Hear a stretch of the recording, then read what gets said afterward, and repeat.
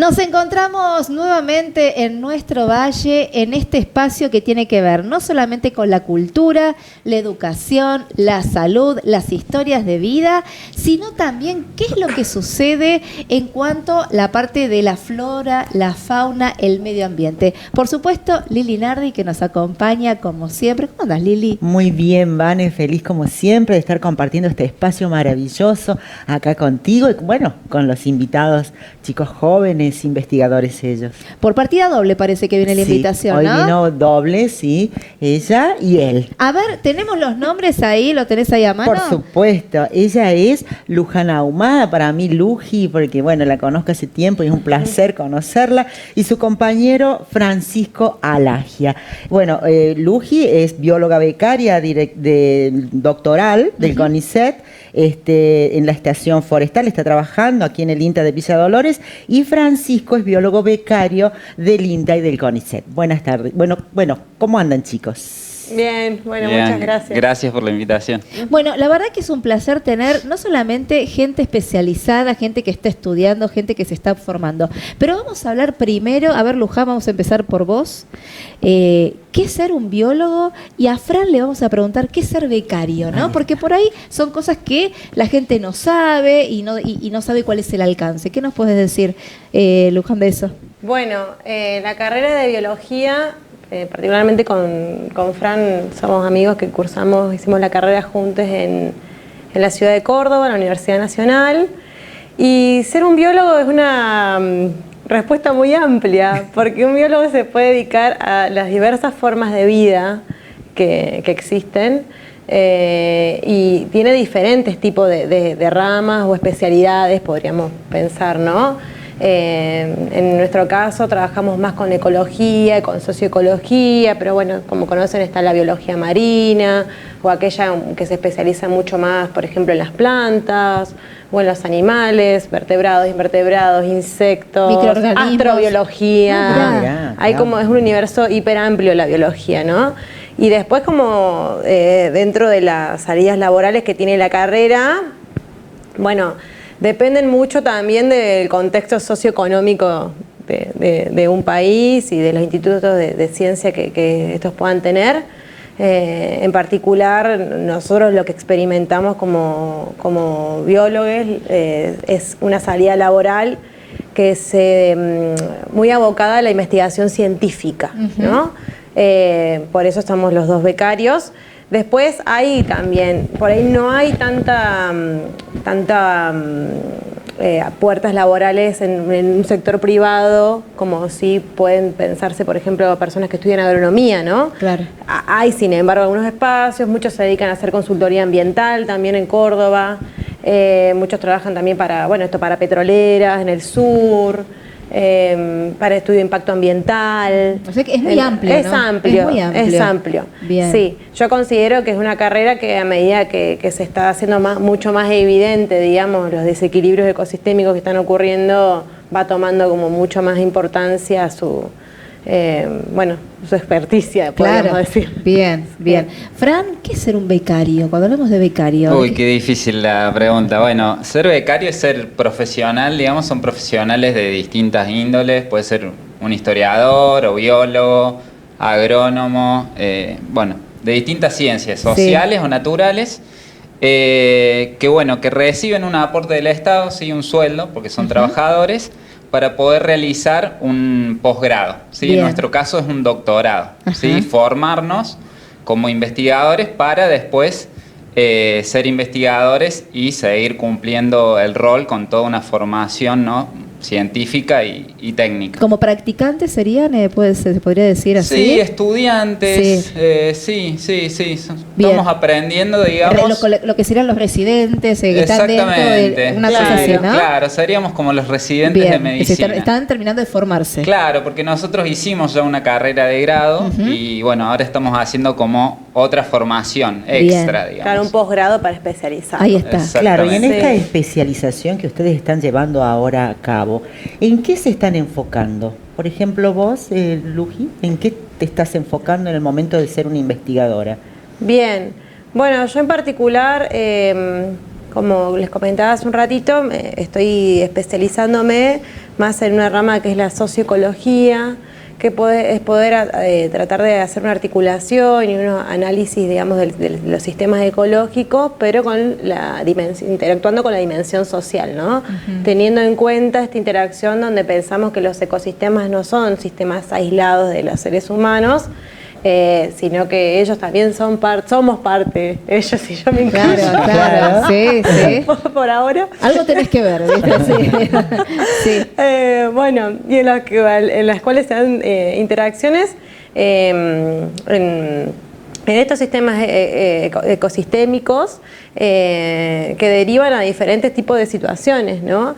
Y bueno, allí se producen determinados desequilibrios, determinadas pujas, determinados consensos, que son los que de alguna forma nuestro norte siempre es como tratar de generar aquellos estudios o aquellas investigaciones que promuevan algunos resultados en los cuales encontremos ciertos consensos sociales o esas tensiones, cuáles serían las mejores vías para dirimirla y preservar estos ecosistemas naturales, ¿no? Y conservar, cuidar, proteger por la fragilidad que presentan, dada las formas de avance, ¿no? que el ser humano sostiene sobre la... Y Francisco está haciendo una tesis. Mira vos. Sí, está haciendo una tesis que tiene que ver también con nuestra naturaleza, con nuestro valle. Contanos de qué se trata esto que vos has tomado como motivo de tesis. Bueno, en mi caso estudio lo que son los bosques del Bajo, que le llamamos, que serían todos los bosques que están de las sierras de Pocho hacia el oeste.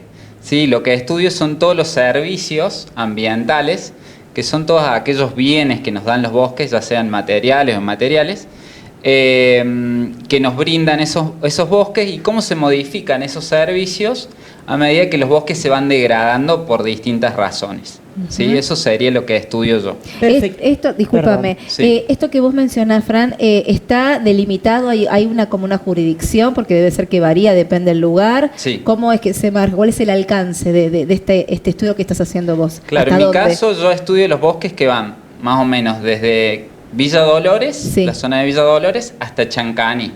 ¿Sí? Bien. Esa es una zona boscosa amplia, de hecho es una de las zonas boscosas más grandes de Córdoba, que nos está quedando, de bosque continuo, digamos, porque todo lo que es el norte de Córdoba está muy fragmentado ya por el avance de los cultivos, ¿sí?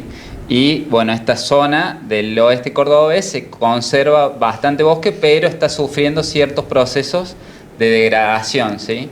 Que pueden devenir en la pérdida de algunos servicios que nos brinda el bosque. Bien. Quizás estás trabajando sobre una hipótesis, pero ¿a qué vas abordando en este tiempo de investigación? Y bueno, lo que yo trato de hacer es estudiar distintos servicios. Un servicio ambiental, por ejemplo, para poner un ejemplo claro, puede ser el dióxido de carbono, sí, que ahora está tan en boga por el tema del cambio climático, es uno de los gases de efecto invernadero, el carbono que absorben los árboles, ¿sí? Entonces ese es un servicio que brinda el bosque y yo lo estudio. Otro servicio ambiental, por ejemplo, puede ser cómo los bosques ayudan a que se infiltre el agua en el suelo y no produzcan inundaciones, ¿sí? Las fuertes lluvias, ¿sí? Otro servicio ambiental puede ser cómo ayudan a que descienda la temperatura, ¿sí? Y lo que estoy viendo yo es que, bueno, a medida que avanza la degradación, ciertos servicios van disminuyendo y otros aumentan, ¿sí? A la hora de hablar de servicios ambientales tenemos que hablar también de servicios como la producción de ganado, ¿sí? Que la utilizamos nosotros para alimentarnos, ¿sí? Ese es otro servicio que nos da el bosque y que cuando se degrada por ahí aumenta, ¿sí? La cantidad de ganado que tenemos disponible. Mirá vos. Esto es fundamental, un poco lo que le estás diciendo vos, esto de no son incendios, sino es deforestación. Este jingle que lo escuchamos y lo vemos generalmente en Facebook, tiene, ¿no es cierto?, un fundamento. Sí, o sea, Córdoba es una de las provincias de Argentina que más deforestación ha sufrido a lo largo de la historia y actualmente nos queda solamente el 3% de bosque nativo en buen estado de conservación. Por eso es clave que estudiemos, digamos, hasta dónde podemos intervenir en el bosque para que el manejo y el uso del mismo sea sustentable y a futuro no tengamos problema por cómo lo estamos usando. Claro. Mientras tanto, lo que dice Fran, Luján, esta situación que encima es no urgente, es para ayer, ¿no? Porque ya minuto a minuto estamos en una zona en donde los incendios se dan en forma permanente, los desmontes, por supuesto, generan estas consecuencias y en el mientras tanto, ustedes, o sea, ¿qué posibilidades? ¿Hay reglamentación? ¿Hay algo que puedan hacer para, no te digo evitar, sino a ver qué hacemos con esto que queda? Sí, existen reglamentaciones tanto a nivel nacional, provincial, como también así se van desarrollando en los municipios sus propias como ordenanzas, pero bueno, un poco lo que en esta línea que vos preguntas más de temas por ahí legales, sí. Por ejemplo, una de las leyes que elaboramos bastante en el grupo es la ley de bosque, que hay una ley que es la nacional, que es la ley 26.331, que es la Ley de Ordenamiento Territorial de Bosque Nativo, que tiene injerencia sobre solo bosques, ¿no? Y esta ley se aprobó en el año 2007 en nuestro país, se reglamentó en el año 2009 y se le exigió a cada provincia hacer su propio ordenamiento territorial de bosque nativo, y ahí es cuando Córdoba en el 2010, en un escenario de mucho conflicto, hace su propia ley de bosques, ¿no? Que es la 9814. Para ello hay un mapa que se definió con 3 categorías de conservación, o tres zonas, podríamos decir, las rojas, las verdes y amarillas. Son un mapa pintado de 3 colores. ¿Sí? Las zonas rojas son las zonas de máxima conservación, la categoría que los bosques no se pueden tocar, no se puede producir, no se puede desmontar para vivir, no se puede hacer ningún tipo de intervención ni recolección, nada. En la categoría amarilla, que ya son bosques destinados a un manejo sustentable, pero deben ser más destinados a la restauración ecológica, por ejemplo. Y con restauración ecológica me refiero a aquellas tareas que se llevan a cabo para poder recuperar estos bosques degradados que Fran menciona. Y después las zonas verdes, que ya son zonas que el bosque ha sido degradado y que sus capacidades de recuperación son limitadas, entonces se pueden destinar a un cambio de uso de suelo, claro, ¿no? Por ejemplo, lo productivo, así como la urbanización, etc. O sea que hay un mapa de referencia en función a la gravedad o qué es lo que se puede hacer en función a lo que vos mencionás. Sí. Sin embargo, este mapa es difícil a la hora de investigar poder utilizarlo porque no es un mapa que está digitalizado. Ajá. Entonces es difícil para nosotros acceder a esa fuente de información, por lo cual nosotros nos basamos mucho en la ley nacional, que pinta casi toda pinta la provincia de rojo y amarillo, digamos, ¿no? Y un poco en base a esta situación, bueno, dentro de los ejidos municipales, sí, los ejidos pueden urbanizar, pueden desarrollar todas estas tareas que, bueno, este avance, digamos, sí, que se lleva a cabo. Pero esto pone también en tensión el tema de los bosques, ¿no? Porque si pensamos en la zona de la sierra, ¿no? Que es una zona bastante frágil en términos ecosistémicos, porque tiene una pendiente pronunciada, porque tiene parte de este 3% de los bosques que Fran menciona y están sujetas a una historia de uso, por ejemplo, de larga data, que es la ganadería, sí, asociado a una actividad socioeconómica de un sustento rural y de identidad cultural de la zona, ¿no? Que no es por ahí caer en purismo de que los actores sociales no se transformen, pero bueno, se van dando determinadas situaciones de venta de la tierra y cambio de uso de suelo por avance de urbanización que deben ser pensadas, que deben ser analizadas, porque el ecosistema tiene un tope, ¿no? Claro. Y sobre todo esto que yo le comentaba el otro día a Lili, y un poco que tiene que ver con los servicios ambientales que los bosques proveen, que mencionó recién Fran, en esto que tiene que ver con la infiltración del agua. Los bosques también favorecen la retención del suelo. Y bueno, si pensamos en estas zonas con pendientes, es muy peligroso avanzar con la deforestación en esas zonas. Bien. Sumado a los incendios, claro, que también pueden ser accidentales, y hay muchos incendios por este avance inmobiliario. Totalmente. Entonces, bueno, eso le va sumando aún mucha más vulnerabilidad al paisaje, ¿no? Y por otro lado, en la zona más donde trabaja Fran, también hay como, sucede esto que decía él, más en el norte, el avance de la agricultura, hay una ganadería, pero es más extensiva, digamos, pero sobre todo el avance de la agricultura demanda un esfuerzo de ponernos a pensar, bueno, ¿cuál es el límite, ¿no? Sobre todo en un lugar donde el agua es un recurso escaso. Bien. Que eso es un gran conflicto. Justamente iba a ese punto, ¿no? Esto, si hablamos de fragilidad, también hablamos de que el agua pasa a ser, digamos, un líquido elemento que está en un momento de fragilidad, ¿no? Diciendo de que, bueno, hay sistemas de riego, el agua cada vez es menor.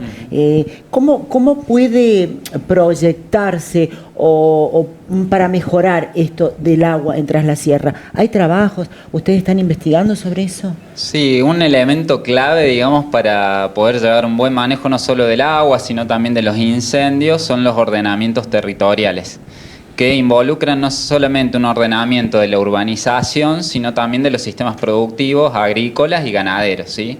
Planificar a futuro cuánto vamos a producir, a dónde vamos a producir, a dónde nos vamos a asentar con los asentamientos urbanos, ¿sí? Todo eso lo tenemos que pensar y son trabajos técnicos donde también tiene que intervenir la sociedad, ¿sí? Que es una parte fundamental para que esto sea participativo y para que todos estemos de acuerdo, digamos, a futuro hacia dónde queremos ir. Luji trabaja un poco más en esta línea y capaz que les puede dar algún ratito más interesante. Esto que están contando, que por ahí uno no toma dimensión de las consecuencias, de lo que se está trabajando, el trabajo que no se ve, ¿viste? Cuando decimos el trabajo que no se ve, bueno, ahí están ustedes. Y si hablamos de que son biólogos, ¿qué te llevó vos, Luján, a estudiar esta carrera y en tu caso a ver cómo fue que surge? Porque por ahí hay gente, hay chicos que dicen, ¿por qué no? Claro. ¿No? Y la importancia que tiene, porque a veces no tomamos tampoco dimensión de lo que se puede generar, de lo que se puede ayudar y de lo que se puede prevenir. Claro. ¿Cómo fue tu caso? ¿Por qué biología?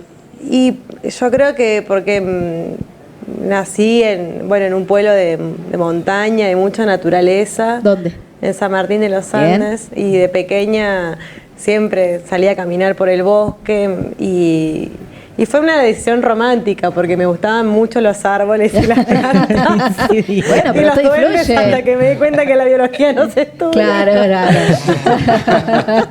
No, pero bueno, particularmente sí, fue como mucho admiración por la naturaleza, admiración por las formas de vida. Algo muy importante, Lili, de pequeña. Y el hecho de el jugar, el ser chiquito, el hacer algo sin que el dinero sea problema, tener esa curiosidad, tiene esa connotación también, ¿no? Sí, tal cual. Sí, en particular también este mensaje, digamos, biología no es una carrera para hacerse rico, digamos, es una carrera que una la lleva a cabo porque te moviliza la curiosidad y querer conocer y entender las dinámicas que van sucediendo. Y esto hay gente que capaz que estudia un caracol y te parece alucinante, no sé, el sistema nervioso. Claro, de un bicho, ¿viste? Increíble. Entonces, bueno, es como mucho de eso. No, en mi caso, bueno, yo soy no nacido, pero casi nacido acá, criado, y bueno, mi viejo me llevaba mucho a las sierras a caminar y bueno, como sin quererlo, a la hora de decidir qué carrera estudiar, lo único que tenía claro es que no quería estar encerrado en cuatro paredes. Yo quería trabajar de algo que estuviera al aire libre y bueno, y me gustaba mucho cuando empecé la carrera los mamíferos, los pumas, los zorros. Y ya dentro de la carrera hicimos una materia más relacionada con las plantas y me alucinaron. Y a eso me fui para el lado de los bosques y bueno, terminé estudiando los bosques. Yo voy a tomar tu pie y voy a comentarle a la gente, porque lo vas a decir vos, que hay un espacio aquí en el INTA en donde se está cultivando, digamos, todo lo que tiene que ver con árboles autóctonos. Y está bueno que la gente lo conozca. Yo sé que vos estás encarando así esa tarea. Comentala, así después das la dirección para los interesados. Bueno, el instituto donde estamos nosotros pertenece al INTA, es la Estación Forestal INTA Villa Dolores se llama. Es un instituto de investigación, que bueno, nosotros hacemos investigación, extensión, que trabajan otros compañeros, y a su vez hay un vivero forestal de especies nativas, ¿sí? Aproximadamente por año producimos, para que se den una idea, unas 10.000 plantas nativas, un montón. Y el vivero del INTA es uno de los primeros de la provincia, ¿sí? O uno de los más grandes que produce especies nativas. Y bueno, se pueden encontrar distintas especies de la zona como algarrobos o más especies serranas como el molle, manzano de campo, orco quebracho. Y bueno, pueden visitarnos en el INTA. ¿A dónde? Contanos. Está en el Camino Viejo a San José, ¿sí? Es el kilómetro 1. ¿Sí? Y si no, nos pueden mandar un mensajito a nuestras redes, que es INTA Estación Forestal Villa Dolores, y ahí, bueno, les explicamos bien cómo llegar, les mandamos la lista con los precios, las especies que tenemos. Qué bueno. Pueden incluso ir a visitarnos, hacemos un recorrido por el vivero. ¿Se puede coordinar eso también? También, sí, porque es un predio hermoso de 14 hectáreas. Con escuelas también se sí, puede bueno, coordinar. Antes de la pandemia hacíamos muchas visitas educativas, iban las escuelas al vivero, bueno, conocían un poco de lo que hacíamos ahí, ¿no? Qué lindo, qué lindo. Bueno, eso es importante, el hecho de contar no solamente lo que se hace, el a pesar de, porque hablamos mucho de incendios, de inundaciones, de maltrato al medio ambiente, que después se nos cobra, ¿no? Porque esto no es gratis, ¿no? Y mientras tanto lo que podemos hacer. Chicos, ¿algo más que quieran agregar? ¿Algún dato más para que la gente se pueda sumar, aparte de las redes? Que se lleguen a conocer la estación, porque es un lugar hermoso dentro de Villa Dolores, la verdad que es un lugar muy bonito. Hay una parcela de bosque nativo también. Claro, también una parcela de recuperación de bosque nativo. Exactamente. Y lo importante es que la gente puede adquirir las plantas, que la cantidad que me estás diciendo que están haciendo ustedes, que están produciendo, y es maravilloso. La gente que quiera puede ir ahí a adquirirlas y después, bueno, plantarlas. Exactamente. Es maravilloso. Y después, bueno, un mensaje más relacionado con la profesión, que hacen falta profesionales. Digamos, nosotros somos los primeros becarios acá en Villa Dolores, y bueno, es importante, digamos, para que sea algo federal la ciencia, que haya becarios en los distintos puntos del país. Y bueno, en Villa Dolores me parece que es clave mantenerlo, ¿no? Nosotros en algún momento vamos a terminar nuestro posgrado, y estaría bueno que haya nuevas generaciones que sigan este camino. Bien, el primer paso, ¿no? Como decimos, el primer paso, por eso hablar un poquito, ¿no? De que en qué consiste la carrera, porque por ahí hay muchos que están ahí con esta iniciativa, esta duda, y por ahí, ¿quién te dice? Terminan haciendo el mismo camino que ustedes. Francisco, Luján, muchísimas gracias. Gracias y a seguramente, bueno, los vamos a invitar para que, me imagino que cada época del año tiene lo suyo, ¿no es cierto? Para que vayan contando cómo están trabajando. ¿Dale? Bueno. La esperamos por el vivero. Dale, cómo no. Bien, Dale, qué lindo, genial. ¿no, Buenísimo, Lili? me encantaría. Y sobre todo hablar de la formación, algo muy importante que tiene que ver con lo que se puede hacer, con lo que se puede estudiar y lo que se puede aplicar acá donde. Así, en nuestro valle. Ahí está, ya volvemos.